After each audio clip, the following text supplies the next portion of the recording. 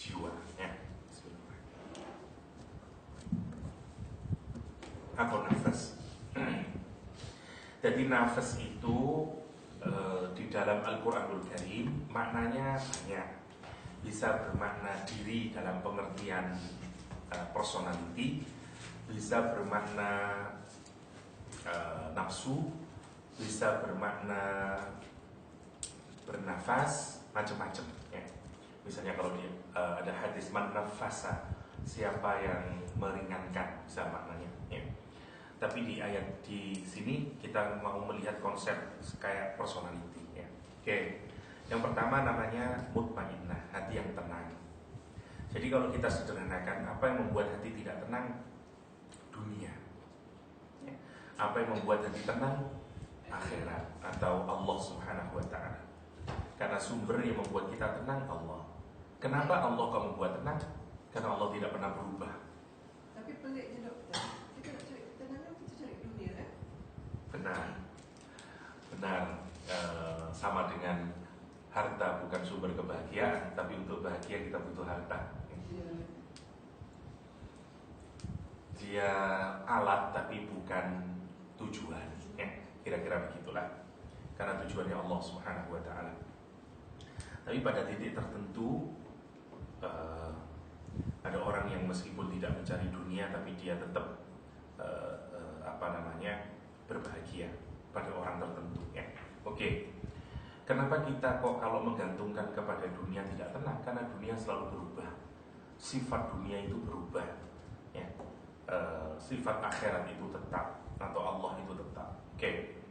Sekarang kita melihat yang lawamah atau yang di pertengahan.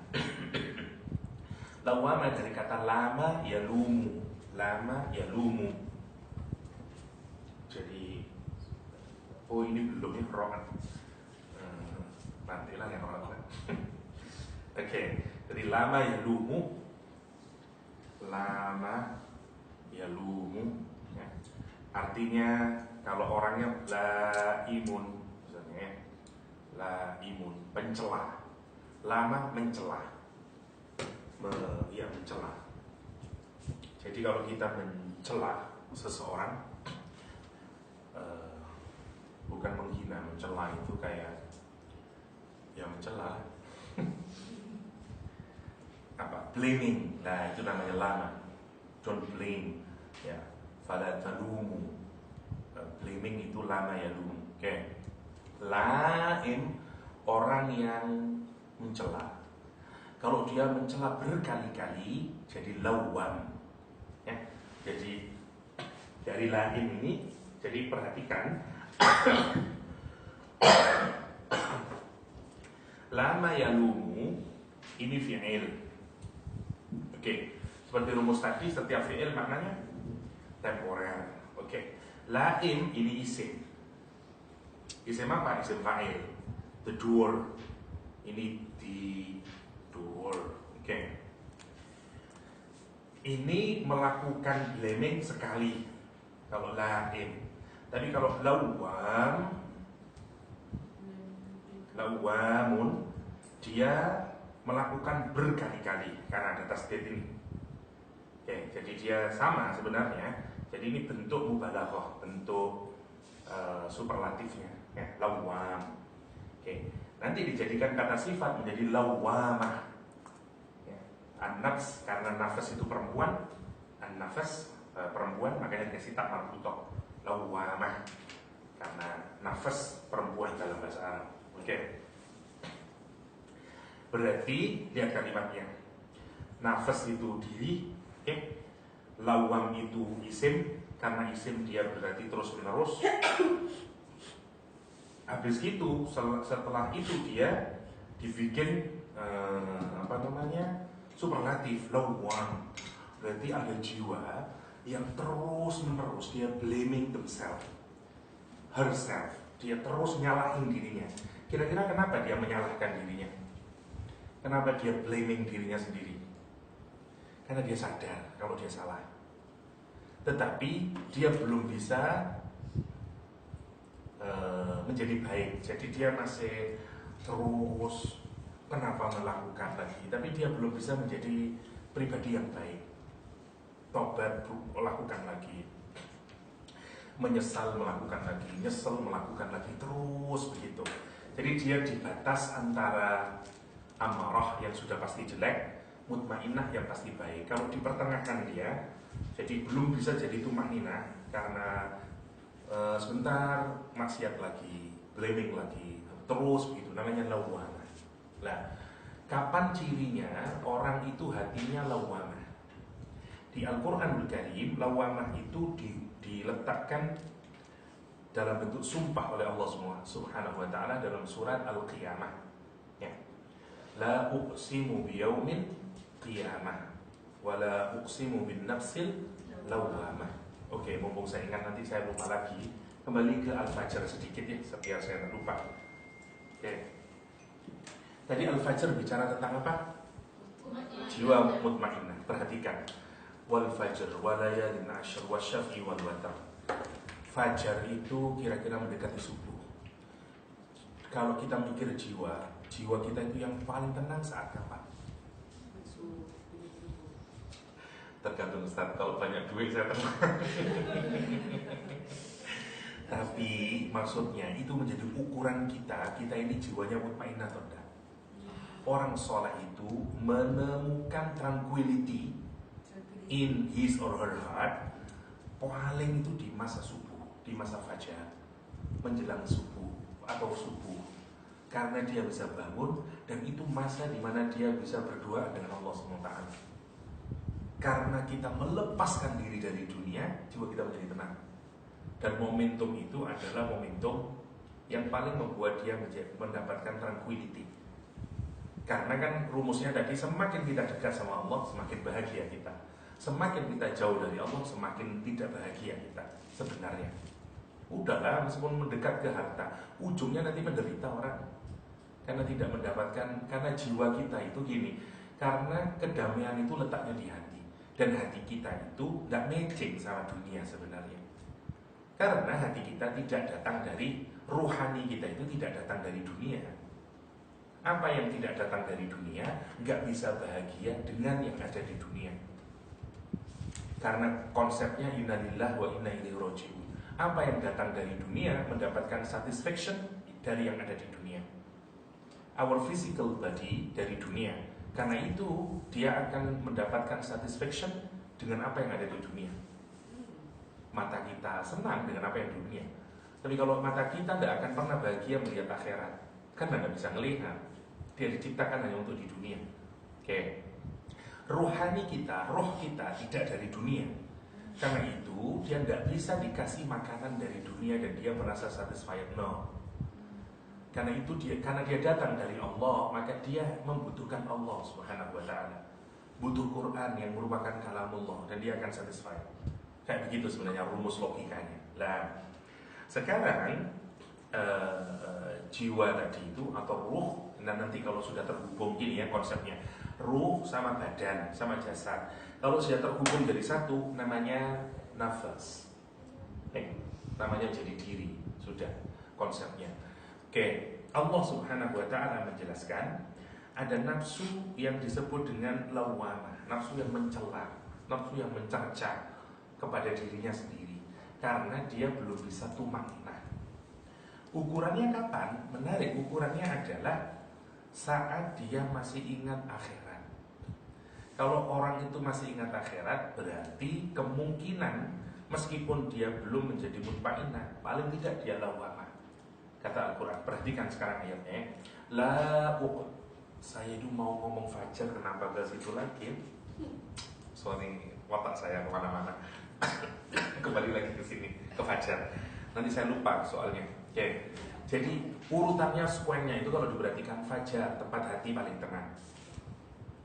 Karena itu orang-orang soleh digambarkan di dalam Al-Quran semua menikmati sepertiga malam terakhir.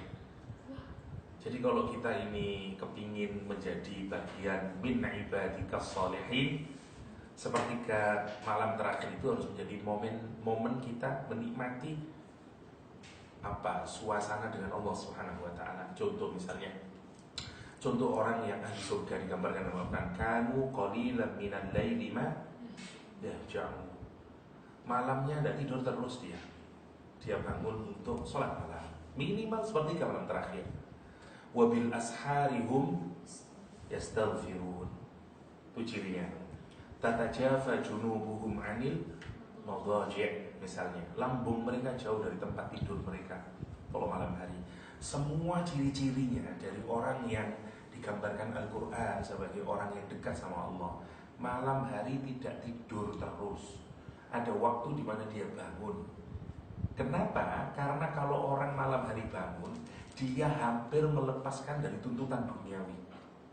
Nggak ada orang melihat, nggak ada orang mau pamer sama siapa, semua orang tidur. Dan itu yang paling genuine saat kita benar-benar bangun di malam hari beribadah kepada Allah SWT. Dan kalau itu bisa kita lakukan, mesti jiwa kita itu jiwa yang orang yang damai. Karena kalau tidak damai, tidak akan bisa kita bangun. Karena kita mencari apa aja bangun. Untuk apa manfaatnya? Dan kita tidak bisa menikmati suasana itu dengan Allah Subhanahu Wa Taala. Nah, orang-orang soleh menanti masa itu. Bayangin, kenapa disunahkan qailulah, tidur siang disunahkan? Karena itu untuk agar kuat bangun di sepertiga malam terakhir. Bayangkan ajaran agama kita.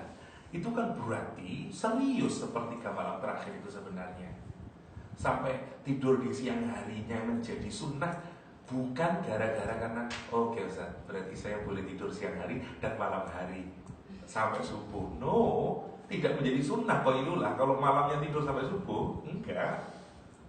Karena qailulah itu agar nanti kuat waktu bangun malam. Maunya itu. Maunya. Dan menjadi sunnah, bayangkan. Karena itu momentum di mana orang berduaan dengan Allah SWT. Itu yang paling genuine. Itu yang paling genuine.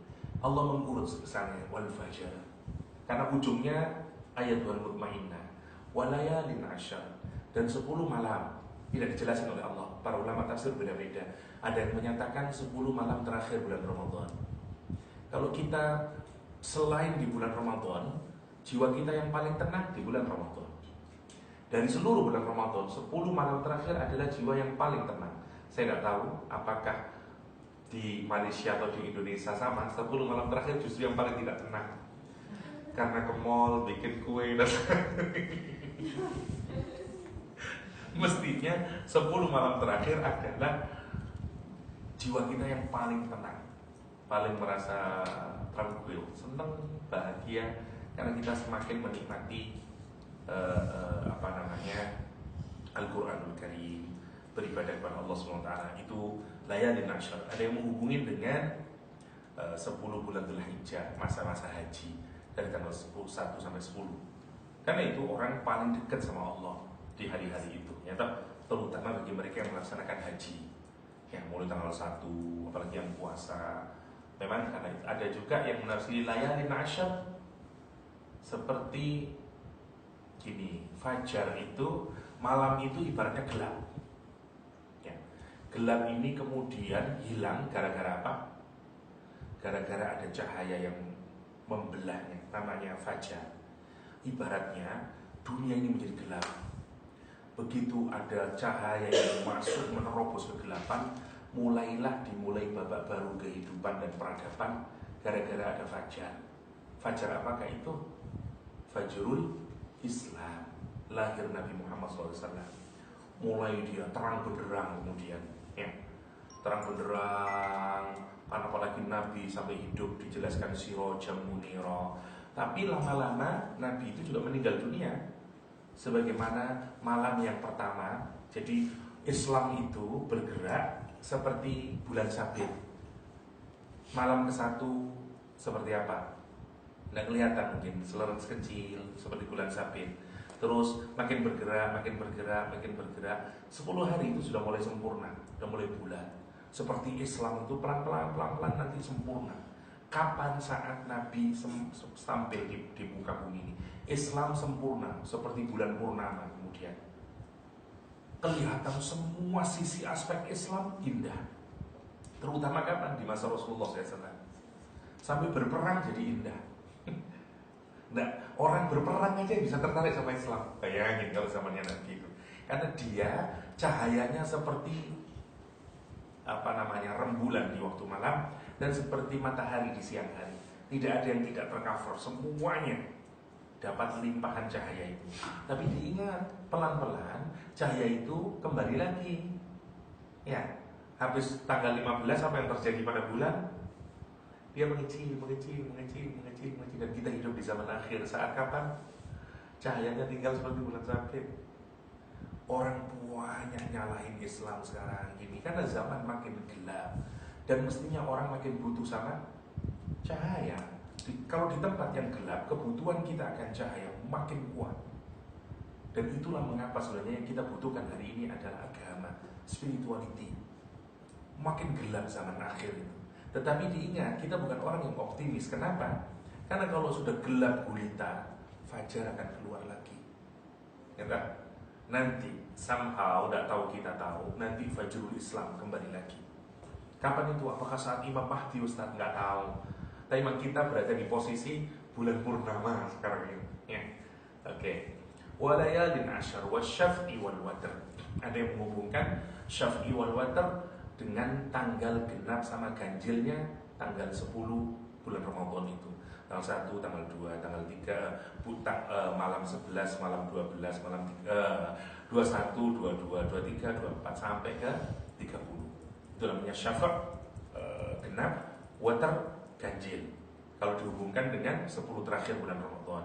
Ada yang dihubunggan dengan ya Yaum Dzulhijjah itu 1, 2 sampai ke 8 Arafah sampai kemudian tanggal 10 Dzulhijjah saat kita beridul kurban, Idul Adha. Kalau ada yang menghubungkan ke sholat, yaitu sholat yang jumlah rokaatnya genap sama sholat yang jumlah rokaatnya ganjil, seperti zuhur, asar berarti syafa', maghrib berarti witr, ya. Tapi dari ketiganya itu rujukannya kalau mau sederhana kepada apa? Sholat. Ya. Jadi fajar, ngapain orang bangun? Sholat. Layalin asyar, aktivitas yang paling apa malamnya bulan Ramadan ngapain kita? Sholat tarawih, sholat qiyamul lail. Wasyafi wal watar dihubungkan dengan apa? Sholat. Jadi kalau mau disederhanakan, kapan kita mendapatkan ketenangan? Saat kita sholat. Mau yang sholatnya wajib atau sholatnya sunnah. Kalau mau jadi ukuran kita, kepingin tahu jiwa kita ini mutmainnah atau enggak, tanyain hati kita saat kita sholat. Kita merasa nyaman enggak? Merasa tenang enggak? Merasa damai enggak? Merasa kangen enggak dengan sholat? Nah itu menjadi kalau kita mau melihat hati kita, ukurannya adalah pada sholat. Pada sholat itu namanya wasyafi wal watar. Oke, sekarang kita kembali ke lawamah. Nafsu lawamah ini menarik oleh Allah dikaitkan dengan sumpah. La uqsimu biyaumil qiyamah. La uqsimu, sumpah yang kayak begini ini menarik karena sumpah itu biasanya tidak diawali dengan huruf nafi, la, tapi langsung uqsimu biyaumil qiyamah. Aku bersumpah dengan hari kiamat. Ayatnya enggak, la uqsimu. Tidak, aku tidak bersumpah. Begitu jadinya. Nah, ini menjadi perbedaan di kalangan para ulama tafsir di dalam memaknai kata la. Yang pertama, la-nya dimaksudkan untuk menegasikan semua konsep statement yang diyakini sebelumnya. Orang Quraisy punya keyakinan apapun, punya sistem belief apapun dan sebagainya, lah, semua salah. Aku bersumpah dengan yaumul kiamat. Itu makna yang pertama ya. Jadi Allah bersumpah dengan hari kiamat. Kemudian wala uqsimu bin nafsil lawwamah, dan aku bersumpah dengan jiwa atau dengan diri yang terus mencela. Kenapa Allah menyatakan demikian? Karena ukuran dari jiwa itu sehat atau tidak kalau dihubungkan dengan kiamat. Seperti kayak begini. Ini kan mau untuk ngecek apakah hati kita ini masih sehat atau enggak, atau mati sebenarnya. Ceknya itu adalah dengan kiamat, dengan kesadaran akan yaumul kiamat. Belum, karena iman yang baik adalah meskipun dia belum lihat kejadian, dia sudah punya hakul yakin, sebagaimana Abu Bakar Siddiq tadi. Dan melihat surga, dan melihat neraka, dan melihat Allah SWT, dan dia sangat yakin. Ya, oke. Iman yang kedua cirinya adalah Dia belum melihat semuanya, tapi begitu dia diingatkan, ya, begitu dia diingatkan dengan yaumul kiamah, kemudian seperti alarm itu loh. Kalau kita ada alarm, misalnya ngelihat apinya, nggak ngelihat,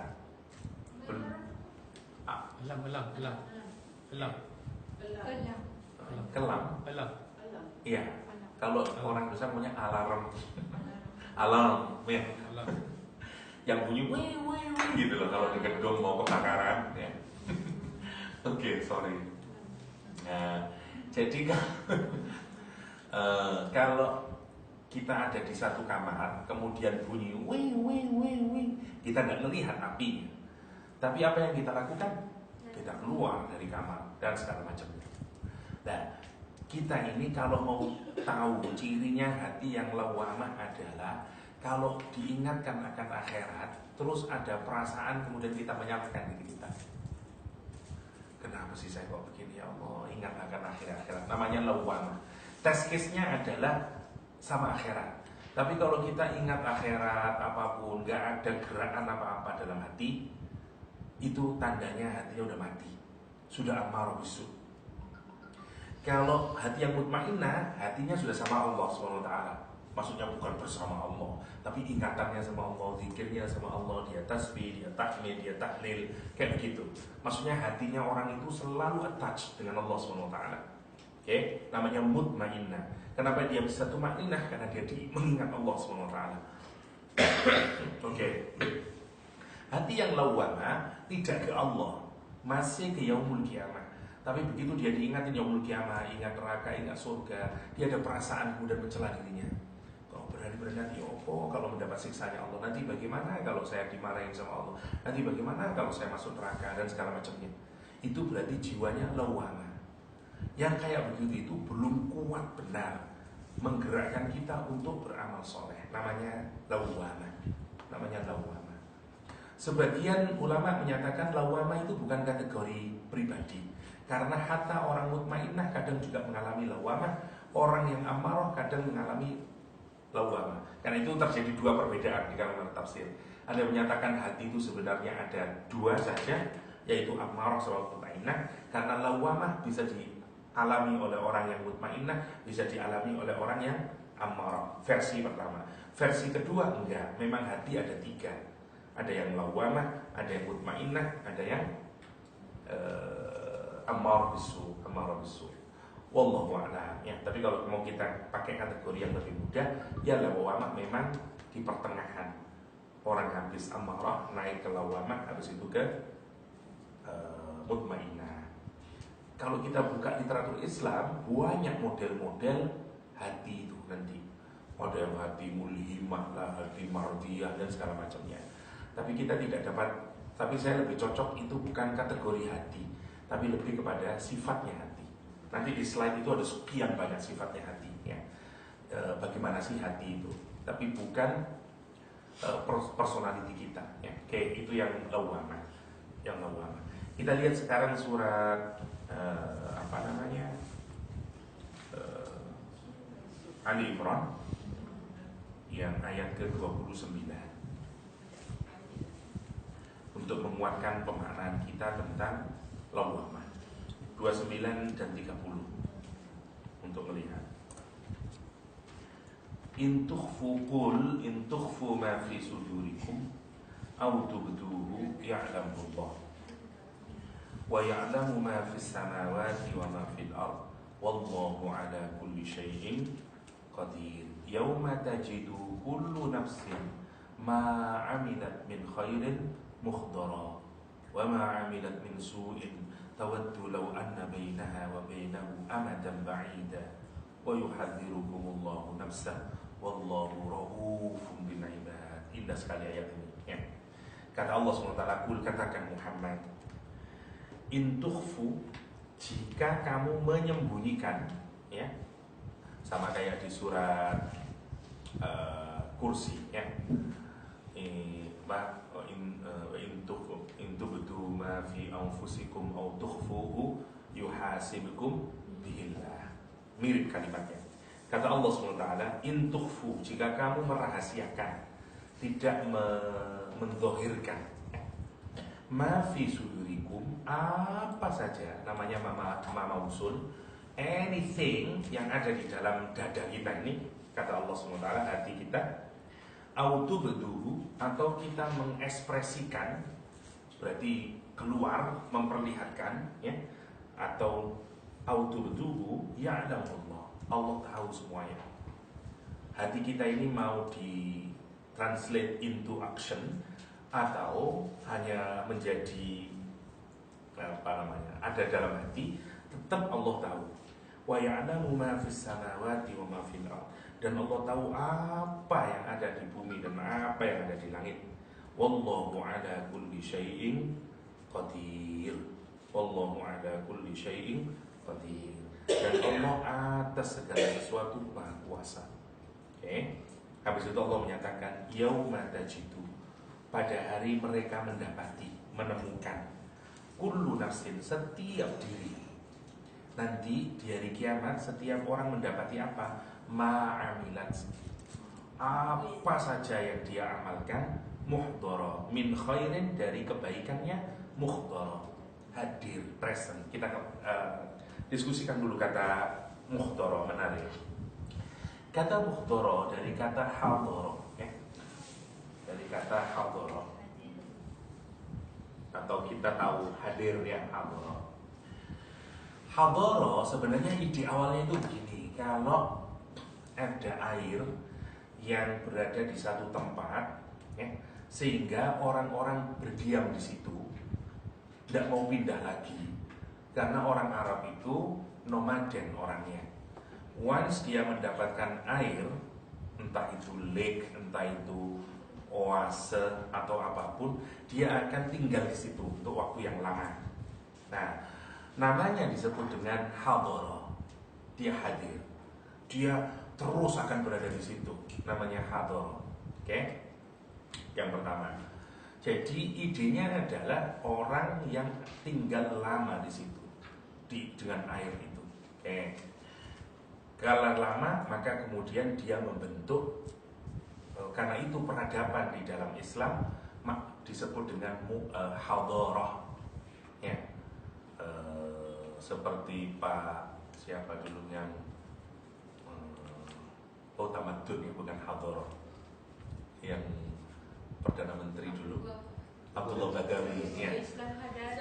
Islam Hadari, oke, Islam Hadari, maksudnya civil Islam maunya itu, kalau dalam bahasa Inggris, atau Islam Hadari, dari kata itu maksudnya civil Islam, karena mau bentuk civilization.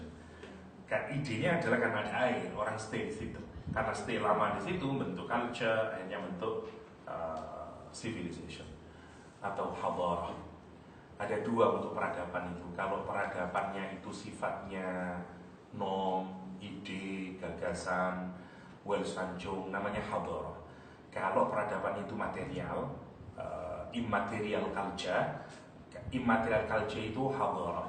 Kalau material culture, bahasa Arabnya madaniyah, yang kemudian jadi tamadun, ya. Jadi madaniyah, kotanya namanya Madinah, itu peradabannya namanya madaniyah atau tamadun, proses untuk membentuk peradaban yang baik, ya.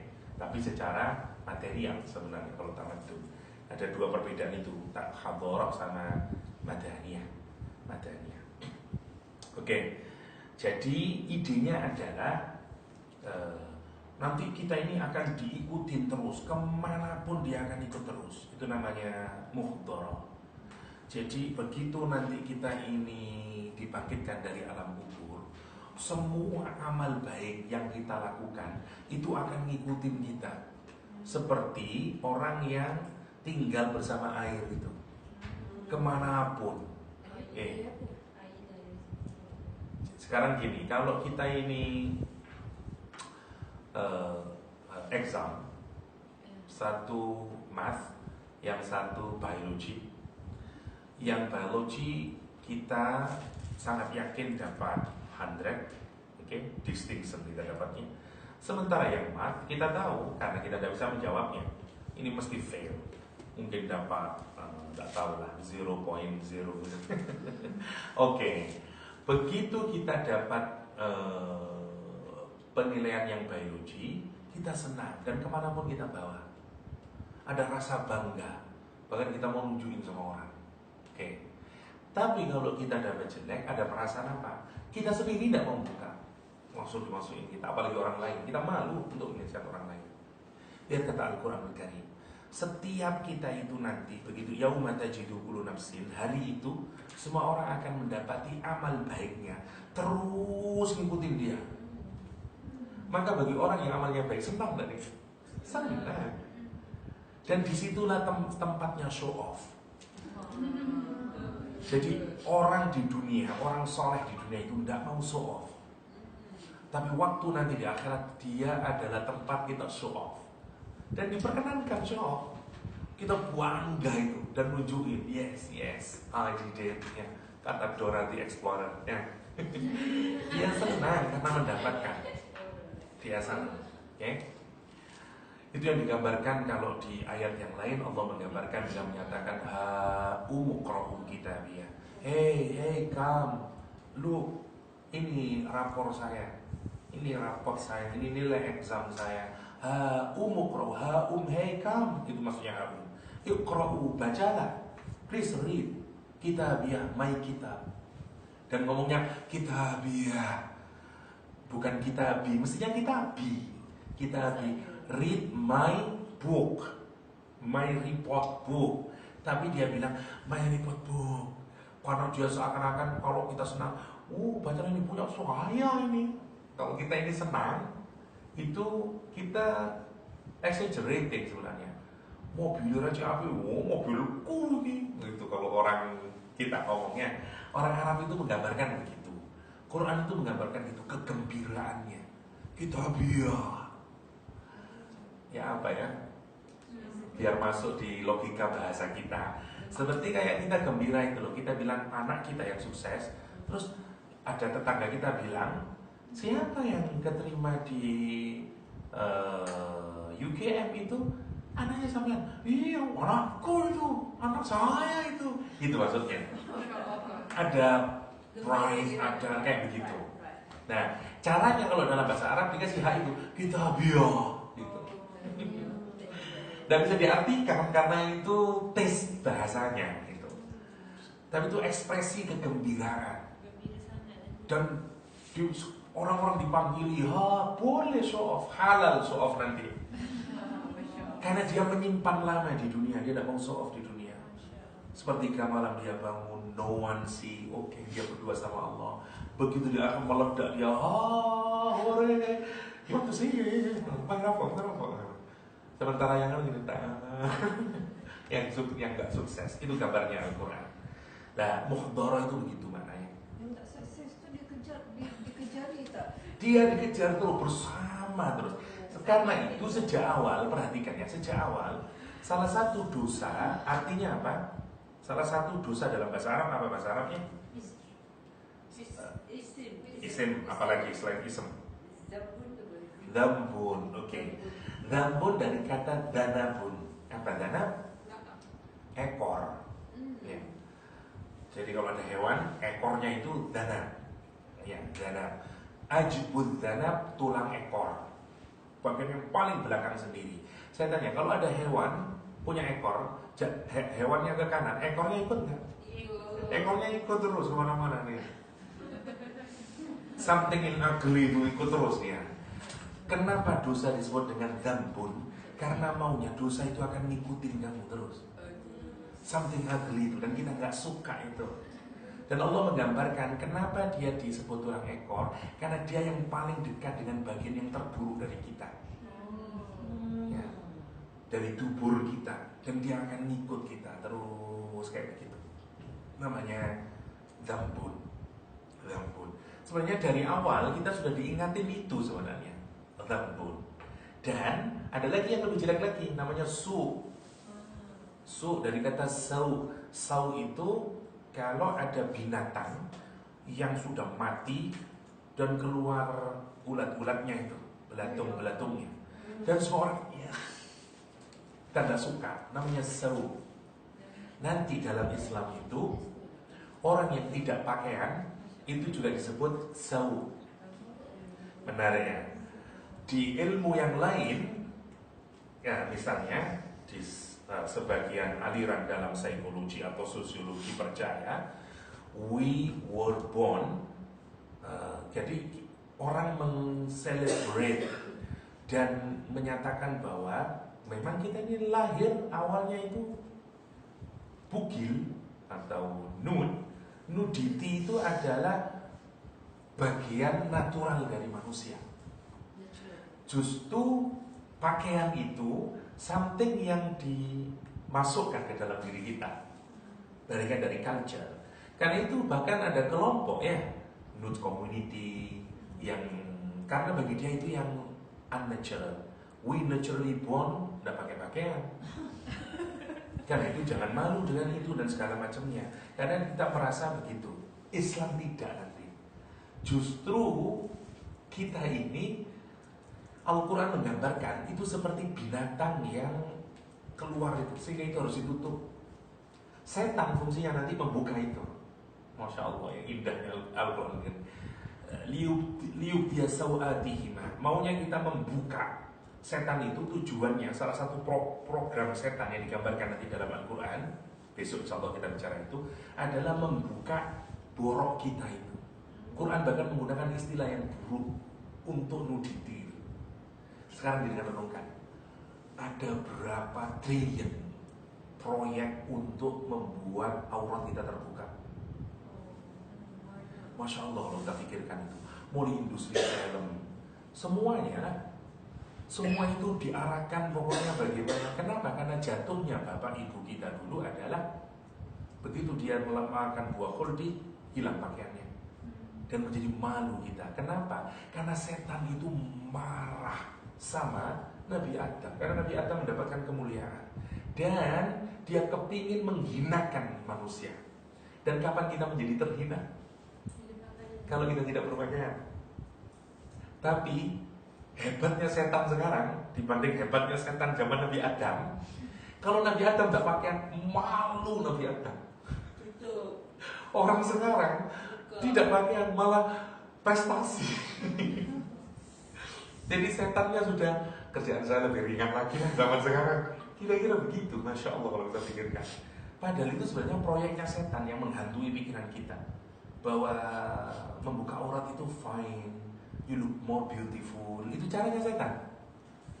Padahal awalnya itu Allah menciptakan kita melihat itu menjadi sesuatu yang tidak layak sebenarnya. Kan itu harus ditutup, kan itu aurah, harus ditutup. Tapi yang menarik, setan merubahnya menjadi sekarang macam-macam itu. Dan kita kalau melihat, Masya Allah, suksesnya programnya setan itu. Suksesnya. Oke. Nah, kembali lagi ke sini, kata Allah Subhanahu wa taala di ayat yang ke-30 dari surat Ali Imran ini, ya. Jadi amal baiknya mukhdara. Amal baiknya mukhdara. Dan ada lagi mukhdara itu maknanya kalau ada air yang dari atas terus turun dengan cepat menuju ke kita, orang Arab juga menyebut hadara. Jadi maksudnya dia akan ngikut dengan kita dan sangat cepat. Sekarang bayangin ya, nanti Allah menggambarkan orang begitu bangkit dari alam kuburnya, dia langsung disertai dengan sangat cepat dan tidak akan pindah kemana-mana. Kita diikuti dengan amal kita. Tapi menarik, Al-Quran menggambarkan di amal yang baik saja. Perhatikan kalimatnya ya. Ayatnya menarik. Kata Allah SWT, yauma tajidu kullu nafsin ma 'amilat min khairin muhdara. Bukan begini, yauma tajidu kullu nafsin ma 'amilat min khairin wa syarrin muhdara. Bukan min khairin wa su'in muhdara. Enggak. Atau misalnya yauma tajidu kullu nafsin ma 'amilat min khairin muhdara wa ma 'amilat min su'in muhdara. Nah, juga tidak begitu. Mukhdaranya dibikin cuma untuk yang baik. Ini nanti melahirkan dua pemahaman di kalangan tafsir. Saya lanjutin dulu. Nah, kata Allah SWT, wa ma 'amilat min su', dan apa saja yang dilakukan min su'in, yang tadi ya, dari su' tadi, amal yang buruk, dan dikasih mukhdharah. Tetapi makna yang pertama kata ahli tafsir, meskipun tidak dikasih mukhdharah, embedded makna di dalamnya, termasuk yang jelek juga dihadirkan sama Allah, dan dia ikut terus kemana-mana dengan cara yang cepat, namanya mukhdharah. Yang pertama. Yang kedua, enggak berhenti di situ, yang baik dilihatkan. Adapun amal yang buruk, langsung terusannya tawaddu itu tidak dihubungkan ke yang baik sama yang buruk, tapi hanya dihubungkan ke yang jelek. Tawaddu dari kata mawaddah.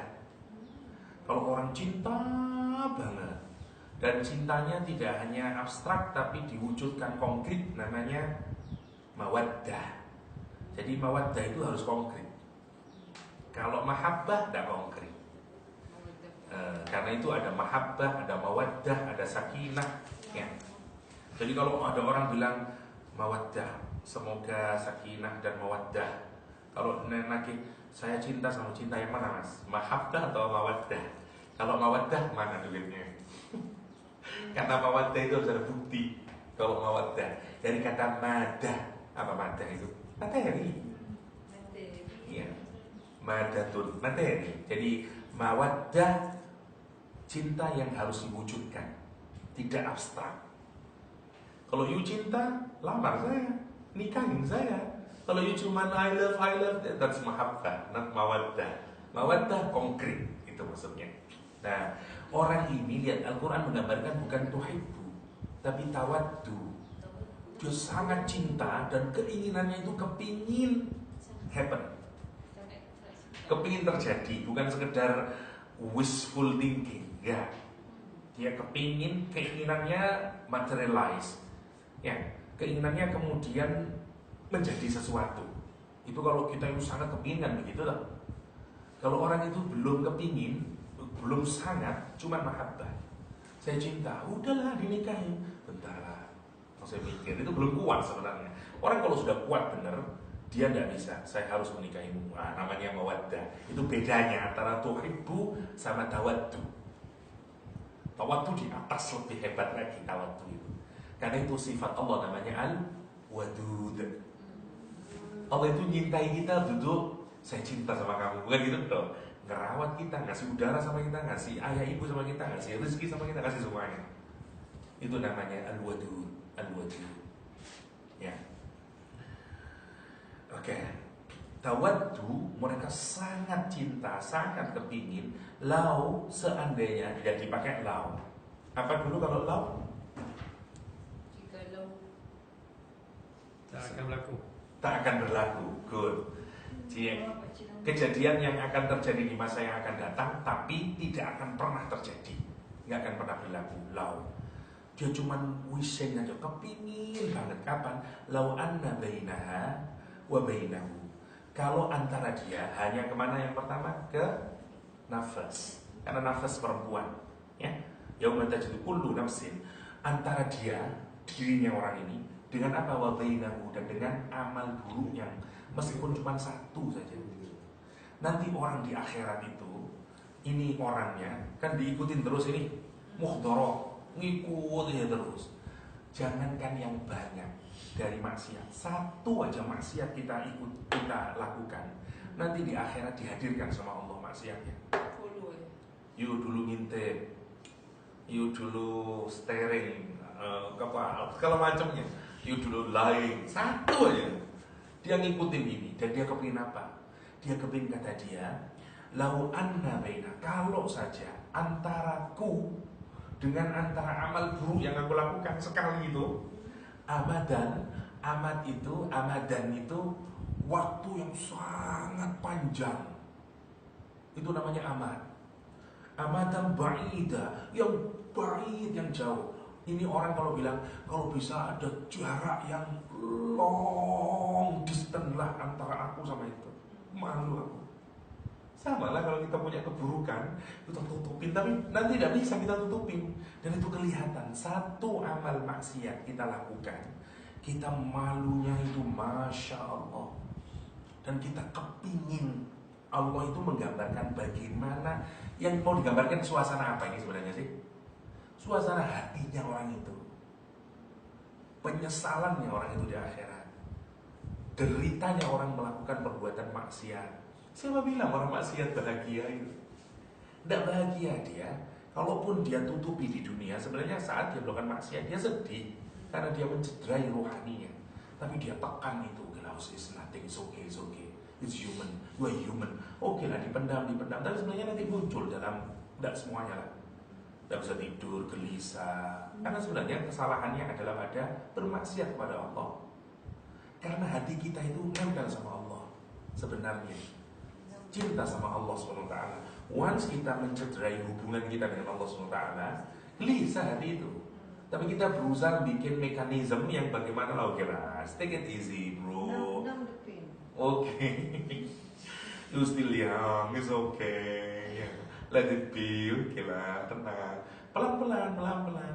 Tapi nanti akan muncul itu dalam bentuk kegelisahan, sholat tidak khusyuk, kata Allah SWT. Adab pertama yang ditimpakan kepada orang mukmin adalah dicabutnya rasa khusyuk dalam ibadah. Kenapa? Karena maksiat tadi itu yang dilakukan dan kita bilang it's okay bro, tenang aja, terus. Nanti cirinya adalah kalau hati kita itu sudah banyak, kita tidak enjoy melakukan ibadah. Baca Quran tidak ada nikmatnya, sholat nggak ada nikmatnya, baca subhanallah, kata Ustaz, subhanallah itu bisa merubah cara pandang kita. Saya kok tidak ada rasanya Ustaz ya, biasa aja subhanallah, capek saja di mulut. Semua ibadah nggak ada nikmatnya. Sodako ngasih ke orang yang ada cuan perasaan, hilang, I lost my money. Tidak ada rasa bahagianya ngasih. Sebenarnya kalau kita ngasih sodako sama orang, bahagia kita itu. Lihat ada orang yang miskin, kemudian kita kasih senyumnya orang miskin itu, terima kasih Pak. Itu menghibur hati kita sebenarnya. Dan kita butuh itu sebenarnya, yang menarik. Nah, ada orang yang nggak punya kebahagiaan dalam ibadah. Itu adab pertama yang diberikan oleh Allah kepada orang yang ahli maksiat, sebelum dikasih adab yang lain. Nah, kalau kita sudah tidak dapat kenikmatan dalam ibadah, malas ibadah. Makin menjauh dari Allah, makin menjauh. Itu yang bahaya. Lihat, amadan ba'ida. Ini ekspresi kalimat yang digunakan untuk mengekspresikan keinginan yang sangat jauh, saking menyesalnya dia. Lihat kalimatnya Allah, wa yuhadzirukumullah. Dan saya ngasih peringatan sama kamu, ngasih warning sama kamu. Dengan siapa? Dengan aku sendiri, kata Allah. Itu painful itu sebagai peringatan itu. Allah tidak mengingatkan, ingat rokok ya, wa yuhadzirukum ikhdar. Saya kasih you warning sekarang. Ingat, watch out, neraka nanti. Enggak, aku ingatkan kamu dengan saya. Kamu nanti akan berhubungan dengan saya. Sama lah dengan anak yang nakal. Teruskan ya, nanti kamu exam ketemu saya kamu. Kira-kira begitu. Itu yang disebut dengan wa yuhadzirukumullahu nafsah wallahu raufum bil ibad. Sedikit lagi kah nanggung. Dan Allah rauf al ibad. Mau diteruskan atau enggak? Tinggal itu raufum bil ibad. Dan Allah itu rauf terhadap hambanya. Lihat kalimatnya. Menariknya dari yauma tajidu itu menakutkan, ya dah. Dan diakhiri dengan wa yuhadzirukumullahu nafsah, kata Allah. Ingatin kamu, saya ingatin kamu dengan saya sendiri. Ibaratnya siapa kamu berbuat dosa itu, pada saya kamu berdosa. Dan nanti kamu akan ketemu dengan saya. Waduh, itu menakutkan itu menakutkan. Tapi lihat ujungnya. Wallahu raufum bil ibad. Itu indahnya. Jadi setelah kita ini dihabiskan secara rohani, ketakutan kita seperti anak kecil yang menangis ketakutan orang tuanya, mama, terus Allah udah,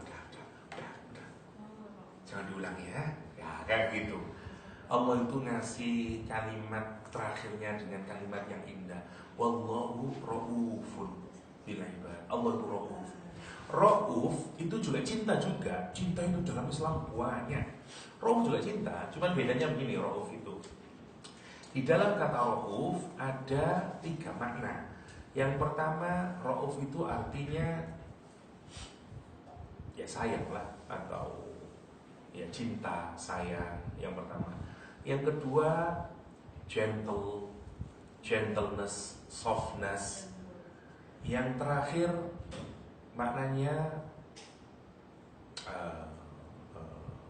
caring ya, atau punya empati sama, itu namanya ra'uf.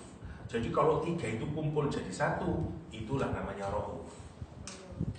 Nabi Muhammad satu-satunya makhluk di dalam Al-Quranul Karim yang disifati dengan sifatnya Allah. Nabi Muhammad, yaitu sifatnya ra'uf.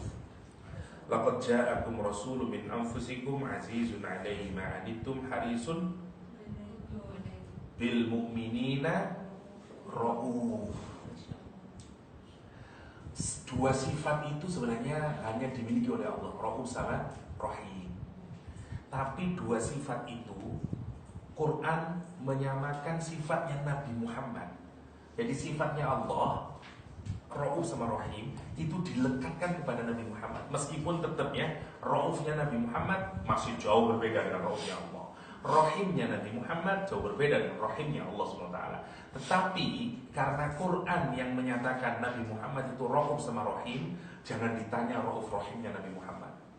Tidak seperti kita teman. Sayangnya Nabi Muhammad, caringnya Nabi Muhammad, empatinya Nabi Muhammad, softnya Nabi Muhammad, gentlenessnya Nabi Muhammad kepada siapa? Bil mu'minin, kepada kita semuanya ini.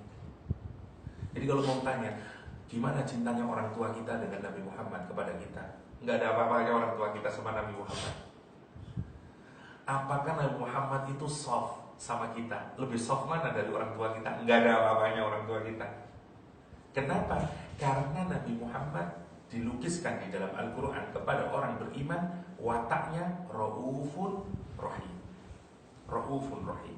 Itu watak yang nggak ada duanya, Ra'ufun Rahim itu. Saking saking hebatnya.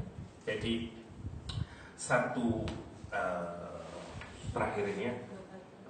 Jadi Ra'uf, satu rahmah, yang kedua riqah, yang ketiga itu know your feeling. Oke. Jadi yang pertama rahmah, belas kasih, kasih sayang, itu namanya Ra'uf.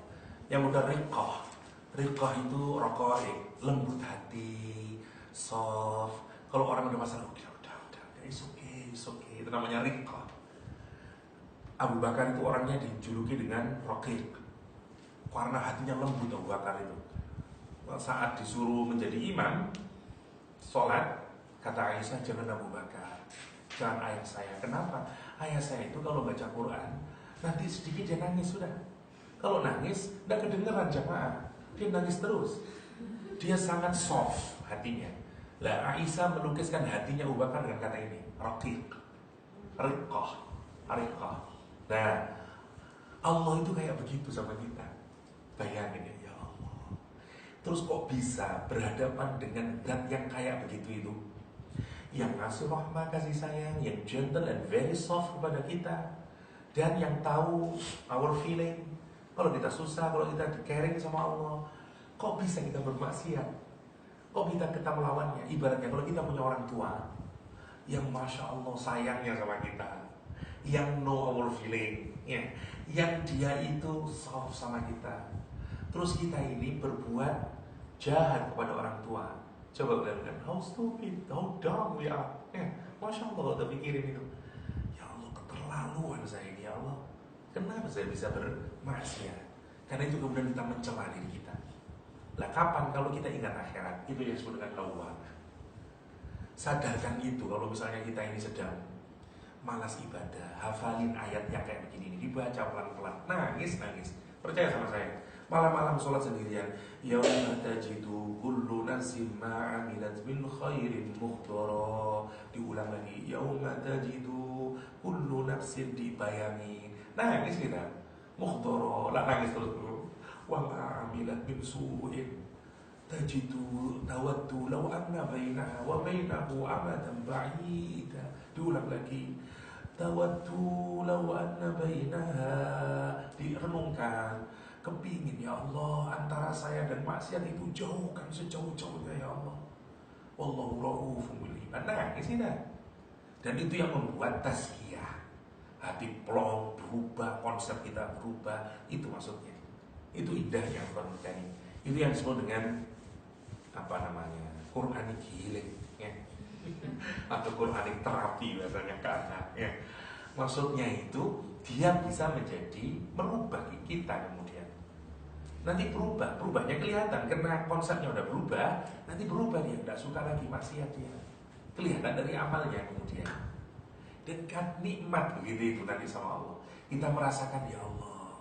Nanti kalau tidak percaya, nanti kalau sudah sholat sendirian berdua sama Allah, nangis, tanyain sama hati itu, tenang, tentrem hati itu. Meskipun kita nangis itu, habis nangis ya Allah terima kasih ya Allah, senang hati. Jauh itu kalau mau ditanya, senangnya hati saat kita menangis di hadapan Allah sama makan nasi yang nikmatan mana? Nangis. Kalau tidak percaya dicoba, memang harus dirasakan. Dan itu tes yang diberikan oleh Allah SWT. Buat apa? Buat orang yang beribadah kepada Dia. Karena harus ditunjukkan rasa dekatnya orang itu kepada Allah. Pelan-pelan. Dan nanti kalau itu senang, kita makin senang, makin cinta sama Allah. Dan kalau sudah makin cinta, dunia makin remeh, makin rendah, makin rendah. Kalaupun kita banyak uang, kita tidak melihat itu sebagai bagian kehormatan kita. Karena kita melihat saya butuh Allah. Terus gitu maksudnya. Dan kita makin bahagia, itu maksudnya. Itu saja yang kita cari dari hidup itu. Toh habis itu kita sebentar kok di dunia ini, ya. Berapa lama sih? Paling 70, 80, udah gone. Udah gak ada kita ini. Nah, kalau kita sudah makin senang, makin nikmat, terus itu nanti masalah menjadi tidak ada, menjadi nikmat kita berhadapan dengan Allah. Dan kita siap. Dan tidak ada momen yang paling kita tunggu-tunggu adalah momen dimana kita dipertemukan dengan Allah. Karena we miss Him so much itu. Karena itu begitu pulang kita senang. Innalillah. Itu yang dibayangkan oleh para ulama. Semua orang di sekitarmu menangis dan kamu tersenyum saat pulang kepada Allah. Saat lahir, semua orang tersenyum, kamu menangis karena lahir di dunia yang penuh fitnah, cobaan, ujian, ya. Jadi jangan kita menjadi, kata syairnya orang Arab, jangan kita menjadi orang yang waktu lahir semua orang tersenyum, tapi ketika mati semua orang malah tersenyum, puas, ya. Oh senang, alhamdulillah, udah mati orangnya. Bikin masalah aja dalam hidupnya, namanya lawamah. Nah, jadi kalau mau lawamah, caranya dari mana? Ingat dengan akhirat. Biasanya ingatan itu yang membuat kita kemudian mampu untuk bergerak, menggeser dari amarah ke lawamah. Nah nanti kalau makin kuat, mutmainah nanti jadi. Ya. Belum bisa, lawamah itu tidak bisa langsung senang sama Allah, terus dzikir sama Allah menjadi hati tenang, belum bisa. Memang stepnya harus begitu. Ya, karena itu nanti digambarkan oleh dalam Al-Quran, Masya Allah itu. Kalla idha balaghatit taraqi wa qila man raq wa dhanna annahu al-firaq wal tafatis saqu bisaq, ya. Kalla, sekali-kali jangan begitu. Kok tetap aja. Lihat kalimatnya Al-Quran di surat Al-Qiyamah. Wa tuhibbunal ajilah. Manusia itu sukanya yang instan, yang dekat, yang konsekuensinya kelihatan. Kalau saya begini, dapat hasilnya. Kalau saya begini, lihat hasilnya. Semua yang kita lakukan di akhirat masih lama. Benar kan? Nanti dapat begini. Kata Al-Quran, kamu itu cinta sama yang instan, ajilah, wa tadharunal akhirah, dan kamu tinggalkan yang konsekuensinya masih lama, yaitu akhirat. Kata Allah, ojo gitu, jangan begitu. Kalla, no, don't do that. Jangan punya pikiran kayak begitu. Kenapa? Idza balagha, ketika sampai ruhmu itu dicabut oleh malaikat, taraqi, dicabut di sini sampai di sini sekarang, di tenggorokan gini.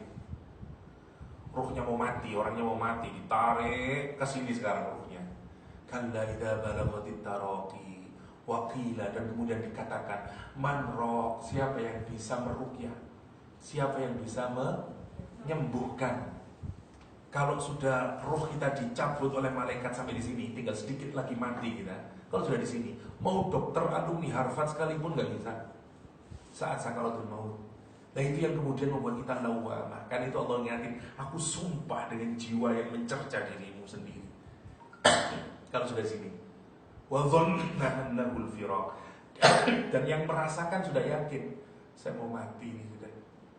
Wa dhanna annahul firaq, ini hari perpisahan kami, firaq, saya sudah dengan dunia ini.